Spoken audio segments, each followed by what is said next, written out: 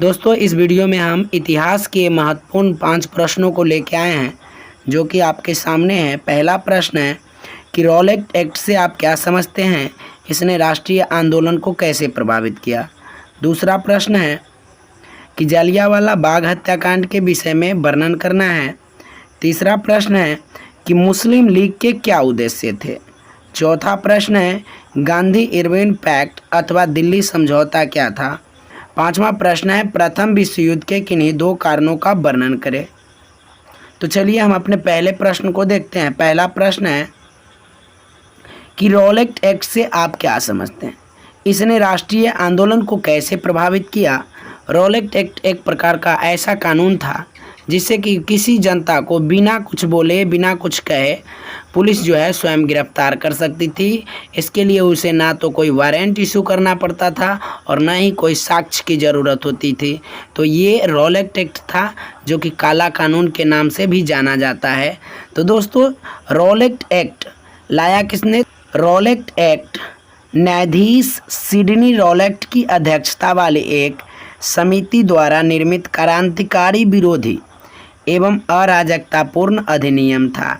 यानी क्रांतिकारियों के विरोध में रॉलेट एक्ट जो बनाया गया था तो वो क्रांतिकारियों के विरोध में बनाया गया था। जैसे अभी वर्तमान में जो कोई भी रैली कहीं भी लोग कर सकता था, उस समय ऐसा व्यवस्था नहीं था। रॉलेट एक्ट इसीलिए लाया गया था कि यदि आप सरकार के विरुद्ध धरना प्रदर्शन करते हो, आंदोलन करते हो या सरकार को तोड़ने की कोशिश करते हो, सरकार के खिलाफ बोलते हो, तो आप पर ये कानून लागू होता है और बिना किसी साक्ष्य के आपको शक के दायरे में यदि आप आ रहे हैं तो आपको गिरफ्तार किया जा सकता है। समिति की अनुशंसा पर क्रांतिकारी एवं अराजकता अधिनियम को 21 मार्च 1919 को केंद्रीय विधान परिषद में पारित किया गया। इसके अंतर्गत एक विशेष न्यायालय के गठन का प्रावधान था जिसके निर्णय के विरुद्ध कोई भी अपील नहीं की जा सकती थी। एक ऐसा काला कानून रॉलेट एक्ट था कि इसके विरोध में आप कुछ कर भी नहीं सकते थे। ना तो आप न्यायालय में बोल सकते थे या ना तो न्यायालय में अपील कर सकते थे और ना ही कहीं और।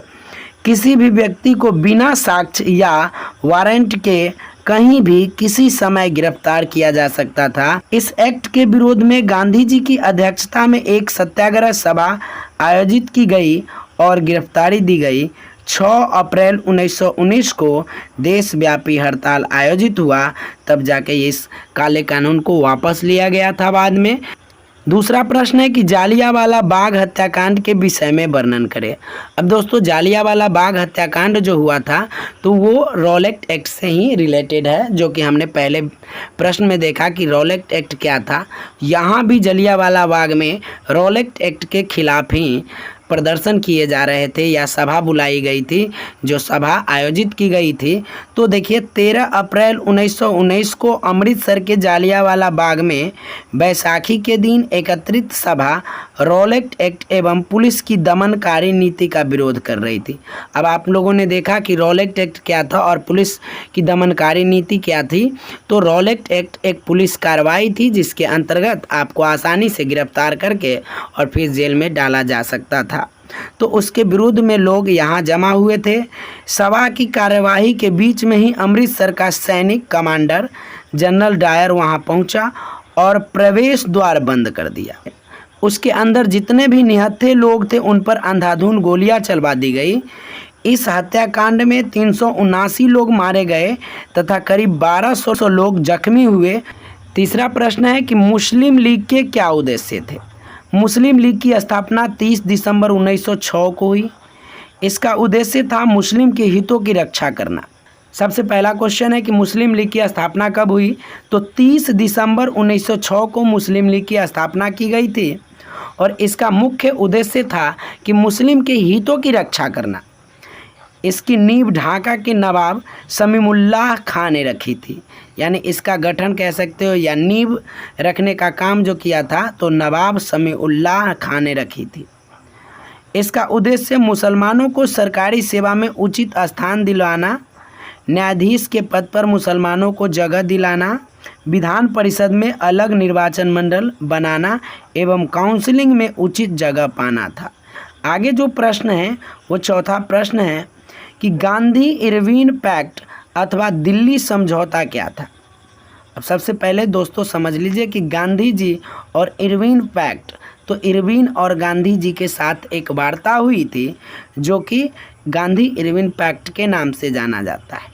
सविनय अवज्ञा आंदोलन को समाप्त कराने के उद्देश्य से सरकार की ओर से लॉर्ड इरविन तथा गांधी जी के बीच 5 मार्च 1921 ईस्वी को एक समझौता वार्ता संपन्न हुई।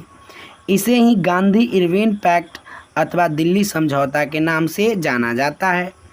इसके तहत गांधी जी ने स्वतंत्रता आंदोलन को स्थगित कर दिया तथा द्वितीय गोलमेज सम्मेलन में भाग लेने हेतु सहमति प्रदान कर दी थी। यानी गांधी जी और इरविन, लॉर्ड इरविन थे, इनके बीच एक समझौता हुआ था जो कि गांधी इरविन पैक्ट के नाम से जाना जाता है या इसको दिल्ली समझौता के नाम से भी जाना जाता है। अब इस समझौता में क्या किया गया था कि सविनय अवज्ञा आंदोलन जो चल रही थी उसको सरकार चाहता था कि स्थगित हो जाए, तो 5 मार्च 1921 ईस्वी को ये समझौता हुआ जिसमें गांधी जी मान गए और स्वतंत्रता आंदोलन को स्थगित कर दिया गया तथा द्वितीय गोलमेज सम्मेलन में गांधी जी ने भाग लिया। चलिए हम अपने 5वें प्रश्न की ओर चलते हैं। हमारा 5वां प्रश्न है कि प्रथम विश्व युद्ध के किन्हीं 2 कारणों का वर्णन करें। दोस्तों सबसे पहले आप देख लीजिए कि पहला जो कारण था यूरोपीय औपनिवेशिक प्रतिस्पर्धा। यूरोप में औपनिवेशिक प्रतिस्पर्धा बढ़ रही थी। यह युद्ध औद्योगिक क्रांति के परिणाम स्वरूप संपन्न अपने वैश्विक प्रतिस्पर्धा बनाए रखने के कारण हुआ। इस युद्ध के द्वारा ब्रिटेन अपने भारतीय उपनिवेश पर अपना प्रभाव बनाए रखना चाहता था और साथ में इसकी सुरक्षा भी करना चाहता था। दूसरा कारण है साम्राज्यवादी प्रतिस्पर्धा, यानी सभी चाहते थे कि हमारा साम्राज्य बड़ा हो। तो 1871 के बाद जर्मनी, ब्रिटेन और फ्रांस के लिए एक बड़ी चुनौती बन गया था। युद्ध मित्र राष्ट्र और केंद्र शक्तियों के बीच हुआ। मित्र राष्ट्रों में फ्रांस, ब्रिटेन, रूस, इटली और जापान थे। केंद्रीय शक्तियों में ऑस्ट्रिया, हंगरी और तुर्की थे।